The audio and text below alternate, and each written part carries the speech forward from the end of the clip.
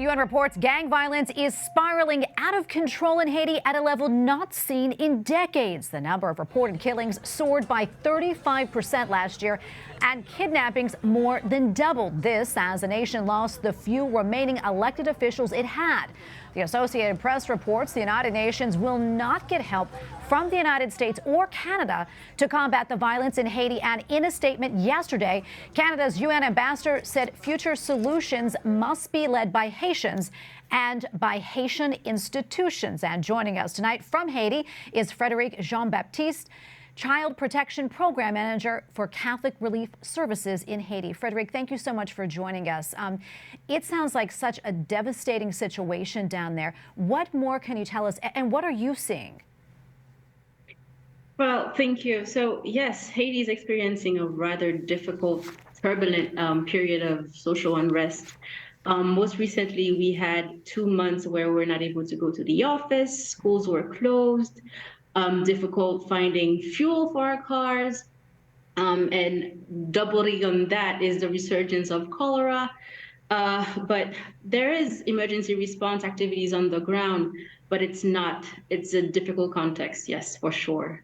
Yeah, and I know that you work with orphans. What impact is this crisis having on these especially vulnerable children and families in Haiti? That is the thing. So the initiative I work with, Changing the Way We Care, which is an initiative between CRS, Catholic Relief Services, and Marishful, we work with orphanages in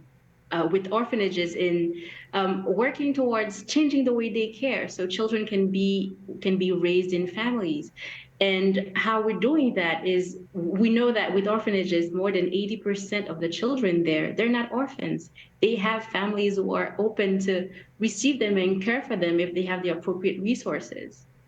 Yeah, and I know, if this current situation were enough, I mean, we're talking about really the poorest country in the Western Hemisphere, where much of the infrastructure, well, that was destroyed 13 years ago in an earthquake. And the orphanages there have really been stretched thin. I hate to think of what things are like there right now in the orphanages. Can you just give us a little more sense of what these little children are experiencing? Right. So after the earthquake in 2010, which it's been 13 years now, after the earthquake of 2010, we saw a boom in orphanages, about 150% increase. And what we know is that at that time they were providing key support, but since then it's been difficult and they're not often meeting the target in standards of care.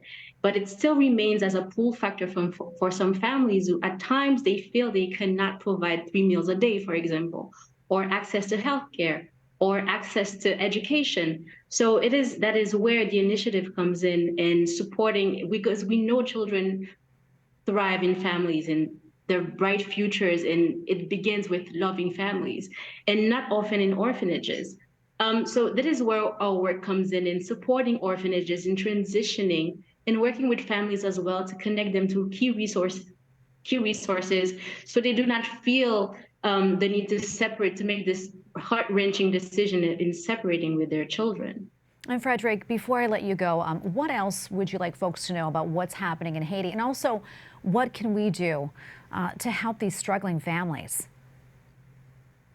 I think this is one key thing, and that is the key message I would like to share, is that we know that in the past we've tried to answer with the most generosity towards vulnerable children, but we want to make sure that those who are providing support, they can provide support to residential care. If they're working with residential care facilities or orphanages, that they start having this conversation in connecting in orphanages, starting this connection with families, so they can start this support towards having children going back home, making sure that they stay in touch with their families.